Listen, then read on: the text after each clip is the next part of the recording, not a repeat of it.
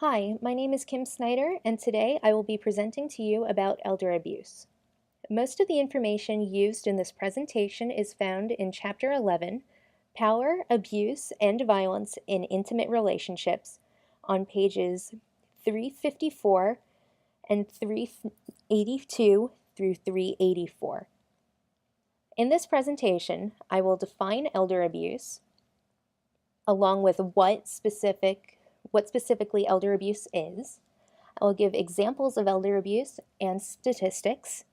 I will give a YouTube video, my theory, a conclusion, and some questions. According to our textbook, elder abuse is defined as any knowing, intentional, or negligent act by a caregiver or any other person that causes harm or serious risk of harm to an older adult, including physical, psychological, and material maltreatment and neglect. In the state of North Carolina, as defined by the North Carolina Department of Justice, elder abuse is defined as willful infliction of physical pain, injury, or mental anguish, unreasonable confinement, or the willful deprivation by a caretaker of services necessary to maintain mental and physical health. Historically, little is known about elder abuse.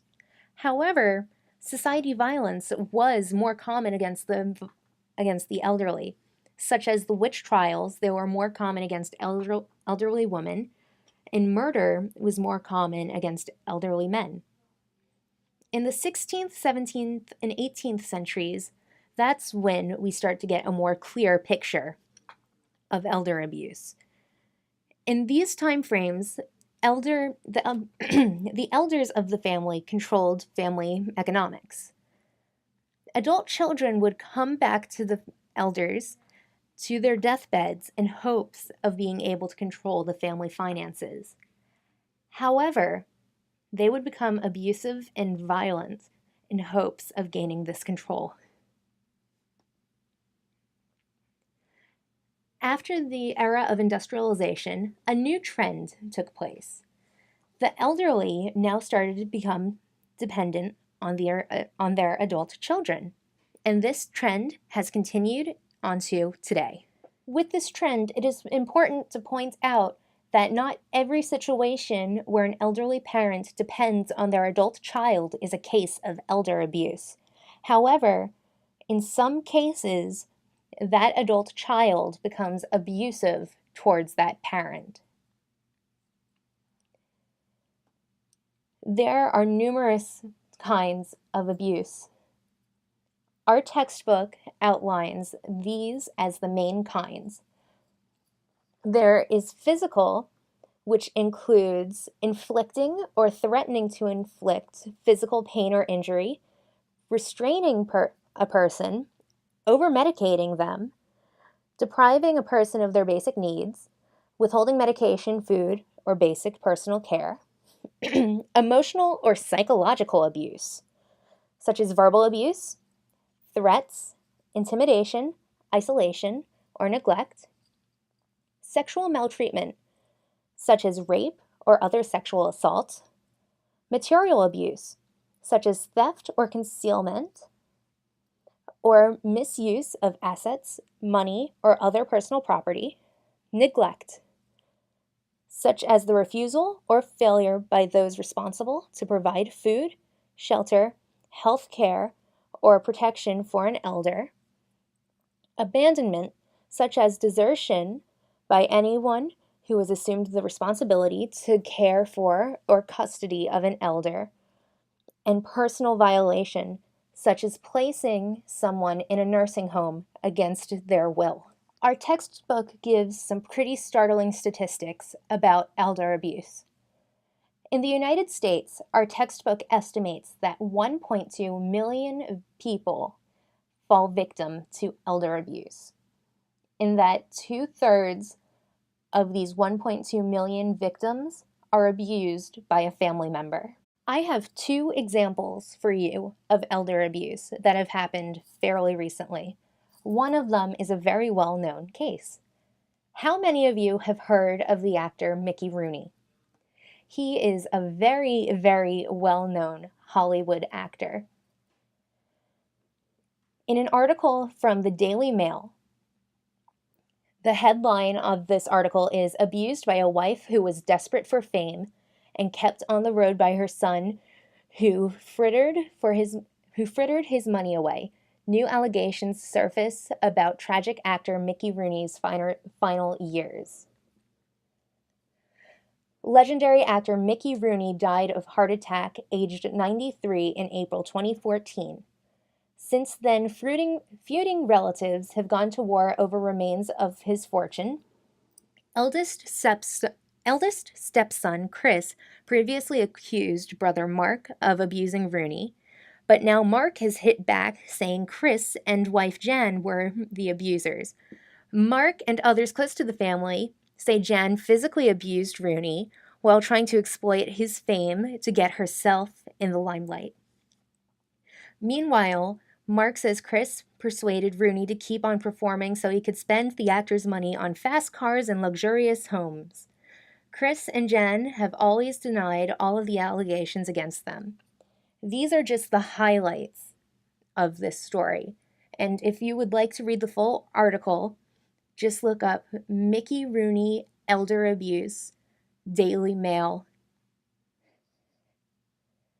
This is one of the most well-known recent cases of elder abuse that there is, and no one is immune to elder abuse. This second case is really hits close to home. My grandfather passed away 2 years ago, and we suspect that he was a victim of elder abuse, and scratch suspect. No, he was a victim of elder abuse by his second wife. His wife would not give him blankets. His wife verbally and psychologically abused him. His wife, I can't even go into detail with what his wife would do. And I honestly don't know. What I do know is she prevented me from seeing him in the last 6 months of his life. In his last 6 months, I was only able to see him 3 times before he was admitted to the hospital and before he was admitted to hospice. My mom was not able to see him until he was admitted into the hospital and hospice right before he died. That is textbook elder abuse. And he told my mom clear right before everything started that what his second wife was doing was like it was straight out of Stephen King's book, Misery, where this woman who was a super fan of this fictional author kidnapped the author and tortured him.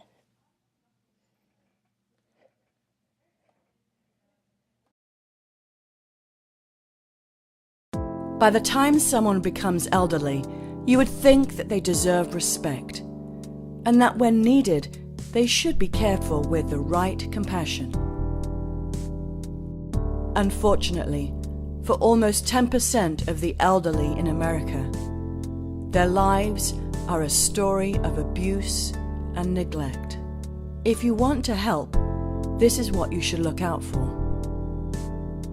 Many of the elderly are physically abused. They are shoved, hit, or intentionally given the wrong medications by someone who is supposed to care for them.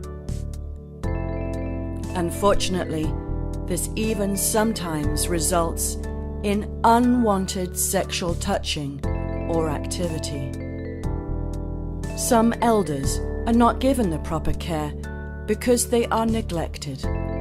Others may be taken advantage of financially. Since the average abused elder is nearing 80 and less capable of asking for help, it is vital that we become sensitive to the problem of elder abuse. This often starts by spending time getting to know them and observing how they are treated, looking for bruises and paying attention to their state of mind can help you uncover abusive situations. Also, time should be spent looking at their finances to make sure that someone has not been taking advantage of them. Although medical and mental health professionals are trained to detect signs of abuse, all of us can become part of the solution. I believe that elder abuse is an example of conflict theory, since the abuser is using their power as a caregiver as means of controlling another person. In conclusion, elder abuse is a very serious issue that needs to be stopped, and it has very serious after effects. If you suspect that a loved one or a family friend is a victim of elder abuse or is about to fall victim, there is help. Talk to them. If you suspect that they are currently falling victim to this, please talk to them or contact the Iredell County Sheriff's Office. Their number is available 24/7, and this number is 704 878 3100.